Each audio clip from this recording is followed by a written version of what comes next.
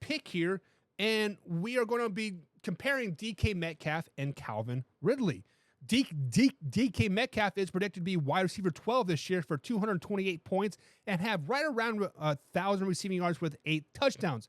Calvin Ridley is expected to have 202 points this season for 900 yards receiving with 5 touchdowns with 25 rushing yards as well.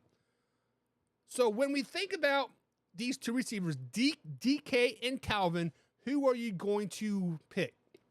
Obviously, DK Metcalf is a very, very good receiver. He had a very down season last year, but you have to realize that there's a lot of stuff happening in Seattle. Tyler Lockett is still there. They have a very good running game with Kenneth Walker the third. They also just drafted another receiver as well. They are not going to be so focused on the offensive side of the ball because they're going to be a defensive juggernaut in Seattle. We're going to be focused on managing the clock, nickeling, diming down the field, and winning defensive games there. Then we look at the Jacksonville Jaguars and Calvin Ridley. If you're listening to Hoffy, Trevor Lawrence is going to be a top 5 quarterback in the league.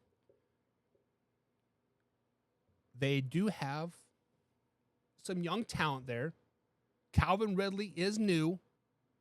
But I think the Calvin Ridley to Trevor Lawrence connection is going to do some work. 202 total points for this year for Calvin Ridley is low. That man's low. Calvin Ridley is going to rival, that's right, I said rival Justin Jefferson for wide receiver 1 this season.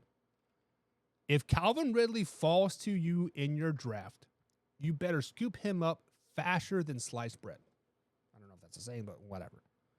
Give me Calvin Ridley on this over DK Metcalf 100% of the time. I think Calvin Ridley is going to have a great season.